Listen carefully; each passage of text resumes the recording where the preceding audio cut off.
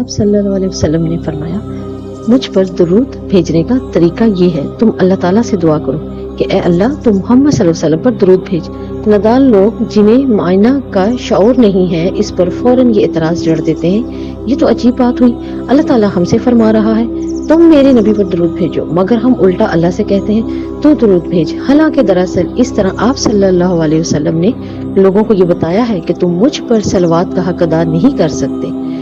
تو کیا کرو، اللہ سے دعا کرو کہ وہ مجھ پر صلوات فرمائے۔ ظاہر بات ہے ہم آپ صلی اللہ علیہ وسلم کے مراتب بلند نہیں کر سکتے، اللہ ہی بلند کر سکتا ہے۔ ہم آپ صلی اللہ علیہ وسلم کے احسانات کا بدلہ نہیں دے سکتے، اللہ ہی ان کو اجر دے سکتا ہے۔ ہم حضور کے رفع ذکر کے لیے اور آپ کے دین کو فروغ دینے کے لیے خواہ کتنی ہی کوشش کریں، اللہ کے فضل سے اور اس کی توفیق و تائید کے بغیر اس میں کوئی کامیابی نہیں ہو سکتی، حتیٰ کہ آپ صلی اللہ علیہ وسلم کی محبت و عقیدت بھی ہمارے دل میں اللہ ہی کی مدد سے جاگزیں ہو سکتی ہے۔ تو جو شخص اللہم صلی علی محمد کہتا ہے